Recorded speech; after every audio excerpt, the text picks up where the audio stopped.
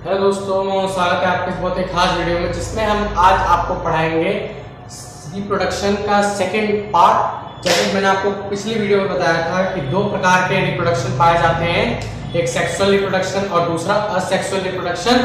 Okay, तो आज हम लोग, जैसा कि आप लोग अगर जानते होंगे तो मेरी पिछली वीडियो में मैंने आपको असेक्सुअल रिप्रोडक्शन पढ़ा दिया था।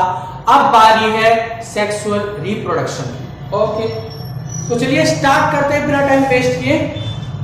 रिप्रोडक्शन है तो हमारा दूसरा पार्ट है सेक्सुअल रिप्रोडक्शन। ओके, वैसे ये बहुत ही डीप में मैं नहीं पढ़ाऊंगा क्योंकि हाँ, मैं आपको फ्लावर का जो रिप्रोडक्शन है वो एकदम डीपली पढ़ाऊंगा, लेकिन जो मैन का रिप्रोडक्शन है या फीमेल रिप्रोडक्शन आप लोग कह लीजिए वो इतना डीपली नहीं पढ़ाएंगे। तो सबसे पहले हम लोग बात करते हैं सेक्सुअल रिप्रोडक्शन होता क्या है। ओके, सेक्सुअल रिप्रोडक्शन जिसमें फीमेल रिप्रोडक्टिव पार्ट और मेल रिप्रोडक्टिव पार्ट आपस में फ्यूजन करके गैमेट बनाते हैं, जिससे हमारा एक नया जनरेशन पैदा होता है। क्या फीमेल रिप्रोडक्टिव पार्ट और मेल रिप्रोडक्टिव पार्ट आपस में फ्यूजन करके एक जाइगोट बनाते हैं, ठीक है। उसकी मदद से हमारा एक बेबी पैदा होगा। बेबी चाहे कैसा भी हो, प्लांट्स हो या एनिमल का बेबी हो या हम ह्यूमन बीइंग्स का बेबी हो, एक ही बात है। ओके, तो सेक्सुअल रिप्रोडक्शन आप लोगों ने देखा। तो सेक्सुअल रिप्रोडक्शन इस आपकी एनसीईआरटी में सिर्फ और सिर्फ दो दे रखे हैं। कौन कौन से दे रखे हैं? एक तो दे रखा है आपका फ्लावर्स का। किस चीज का? फ्लावर्स का दे रखा है। और दूसरा दे रखा है आपका, दूसरा दे रखा है एनिमल्स कह लीजिए, या फिर हम ही उनमें इन्हीं में हम भी आ गए, एनिमल्स या फिर ह्यूमन बीइंग्स कह लीजिए, आपके ऊपर डिपेंड करता है। ओके, एनिमल्स और फ्लावर्स। तो एनिमल्स का हम लोग बाद में पढ़ेंगे। सबसे पहला आता है हमारे पास फ्लावर्स का, ठीक है। मैं आपको बता देता हूं कि फ्लावर का मेल रिप्रोडक्टिव पार्ट और फीमेल रिप्रोडक्टिव पार्ट दोनों ही, किसी भी प्लांट का मेल रिप्रोडक्टिव पार्ट या फीमेल रिप्रोडक्टिव पार्ट उसके फ्लावर के अंदर ही होता है। ओके, तो सबसे पहले आप लोग ये फिगर में देख सकते हैं, जैसा कि इसमें sexual reproduction in flowering plants के बारे में दे रखा है। आप लोग देखिए, इसमें सबसे पहले anther, filament, pistol, sepal, style, stigma, pistil वगैरह आपको दे रखे हैं, और साथ ही साथ में आपको उसका फीमेल रिप्रोडक्टिव पार्ट यानी कि ओवरी भी बना के दे रखा है। ओके, तो आप लोग जैसा कि देख सकते हैं, इसमें जो आपका स्टिग्मा है, इस स्टिग्मा में आपके होते हैं पॉलन ग्रेन्स। ओके, जैसे मैं आपको यहाँ पे बना के दिखाता हूँ। यहाँ पे देखिए आप लोग, ये इस तरीके से होता है। ये कुछ यहाँ पे आपका ओवरी पाया जाता है, ठीक है। इसी को कहते हैं female reproductive part of flower, ovary. Female reproductive part of flower ovary कहते हैं। और जो इसके टॉप पे लगा होता है, जहां पे इसके पॉलन ग्रेन्स होते हैं, उसको कहते हैं मेल रिप्रोडक्टिव पार्ट। मेल का पार्ट हो गया, इसे हम कहते हैं स्टिग्मा। स्टिग्मा ही कहते हैं। ओके, इसे हम कहते हैं स्टिग्मा। इस स्टिग्मा में हमारे पाए जाते हैं पॉलन ग्रेन्स, और इस ओवरी में ये पॉलन ग्रेन्स आते हैं। जैसे कि मैं आपको बताता हूं, देखिए बहुत ही सिंपल प्रोसेस है। एयर के थ्रू ये फ्लावर्स भी दो तरीके के सेक्स करते हैं। जैसे एक होता है यूनिसेक्सुअल, और एक होता है बाइसेक्सुअल। एक यूनिसेक्सुअल और एक बाइसेक्सुअल। ओके, यूनिसेक्सुअल का मतलब होता है कि इसके पॉलन ग्रेन्स इसी के स्टिग्मा के अंदर चले जाना, ठीक है। इसी के पॉलन ग्रेन्स यानी अपने ही फ्लावर के पॉलन ग्रेन अपने ही ओवरी में चले जाना, ये होता है यूनिसेक्सुअल, यानी कि इसे सेल्फ पॉलिनेशन भी कहते हैं। साइंस की भाषा में इस प्रोसेस को सेल्फ पॉलिनेशन भी कहते हैं। ओके, तो ये प्रोसेस होती कैसे है? ये अपने आप हो जाते नहीं, by air, by wind, sorry हम यहाँ पे एयर नहीं कह सकते, बाय विंड, या हम इंसानों के जरिए भी जाते हैं, कीड़े मकोड़ों के जरिए भी जाते हैं, या फिर मधुमक्खियों के जरिए भी जाते हैं। जो मधुमक्खियां इनके ऊपर आती हैं इनके रस चूसने के लिए, उसके पैरों में लग जाता है, फिर दूसरे फूल पे जाती है तो उसके ओवरी में चला जाता है। यानी कि दो तरीके के पॉलिनेशन भी पाए जाते हैं। एक होता है सेल्फ पॉलिनेशन और एक होता है क्रॉस पॉलिनेशन। सेल्फ पॉलिनेशन का मतलब होता है कि जिस फ्लावर के पोलेंस हैं उसी के ओवरी में चले जाना। ओके, और एक नया प्लांट या नया फूल या नया पत्ती जो भी कुछ है उसे पैदा करना। लेकिन क्रॉस पॉलिनेशन होता है कि किसी भी फ्लावर के पॉलन्स किसी दूसरे फ्लावर्स की ओवरी के अंदर चले जाएं, तो इसको कहते हैं हम क्रॉस पॉलिनेशन। ओके, दो तरीके पॉलिनेशन पढ़े।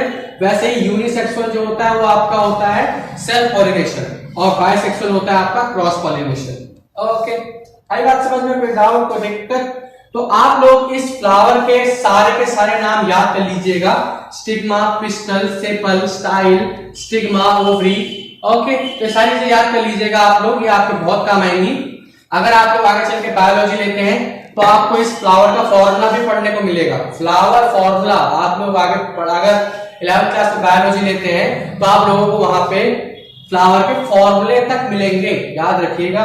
तो भाई मैं आपको डरा नहीं रहा, लेकिन फिर भी मैं बताना मेरा फर्ज है कि आप लोग अच्छी स्ट्रीम चुन सके 10th क्लास वाले। ठीक, तो ये था फ्लावर का रिप्रोडक्शन। फ्लावर रिप्रोडक्शन कैसे करता है? उसके स्टिग्मा से पॉलन्स निकल के किसी भी फ्लावर की ओवरी में चले जाएं। जैसे अब मैं आपको ह्यूमन रिप्रोडक्टिव सिस्टम के बारे में बताता हूं। देखिए, मैं आपको पूरा चित्र तो नहीं बना के दिखाऊंगा, लेकिन आप लोग समझ लीजिए बस। मान ये वेजाइना है, यहां से पेनिस गया।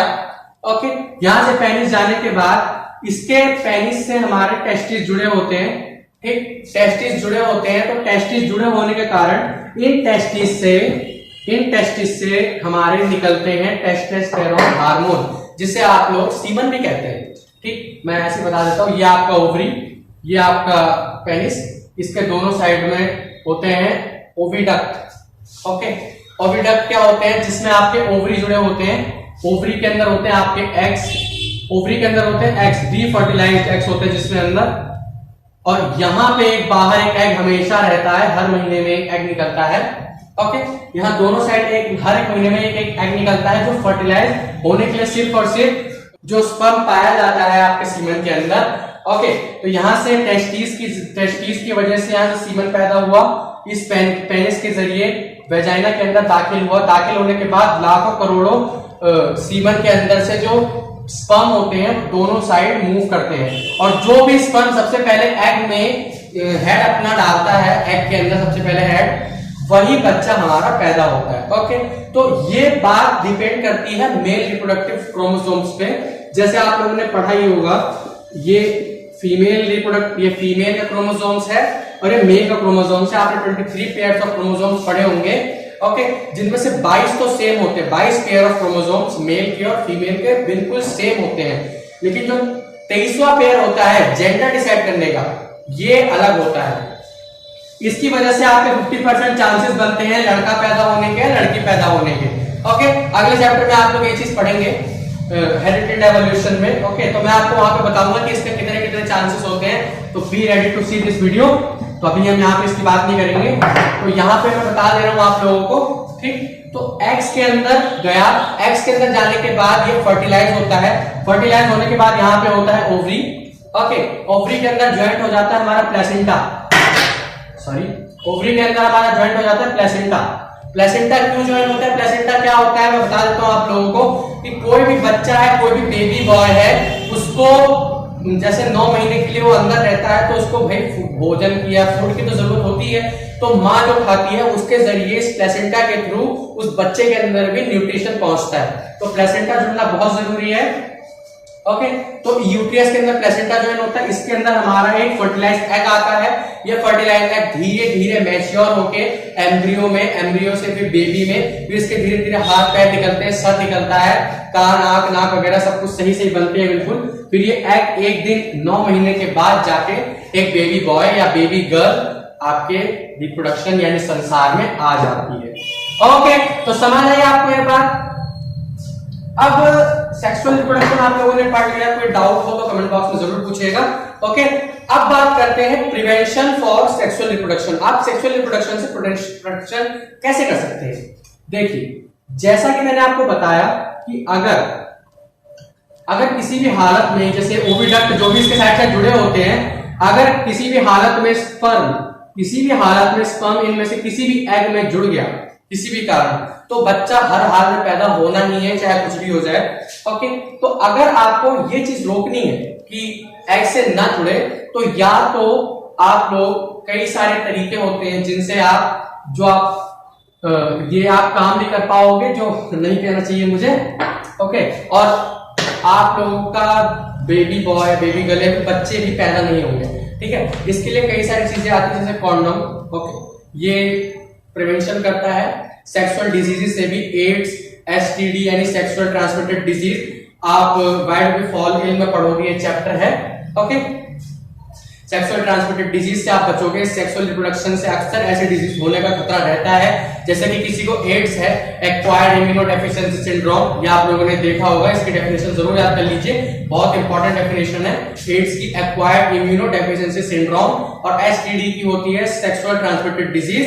आप आगे चैप्टर में पढ़ोगे वाइड बी फॉल हिल, ओके। तो इस तरीके से आप प्रिवेंट कर सकते हैं। टी कैप नाम का भी एक आपके एक औजार सॉरी एक इंस्ट्रूमेंट आता है जिससे आप क्या कहते हैं, गर्भावस्था को रोक सकते हैं, ओके, प्रेगनेंसी को रोक सकते हैं। कैसे हम प्रेगनेंसी रोक सकते हैं, उसके लिए पिल्स भी आती हैं, आप मेल को खिला दीजिए या फीमेल को खिला दीजिए। आप मेल को ऐसे पिल्स खिलाइए कि उसका सीमन रिप्रोड्यूस ही ना हो, प्रोड्यूस ही ना हो, ठीक है। तो इस तरीके की कई सारी चीजें आती हैं, इतना मैं डीप में नहीं जाना चाहूंगा, ओके। तो यहाँ पे ये चैप्टर होता है हमारा खत्म। इस चैप्टर में अब और कुछ भी बताने लायक नहीं रहेगा, जितना बताना जा सकता था मैंने आपको सारा कुछ बता दिया है, ओके। आई होप आपको इसके बाद कोई डाउट नहीं होगा इस चैप्टर में, ठीक है। तो पढ़ाई करते रहिए, ऑल द वेरी बेस्ट।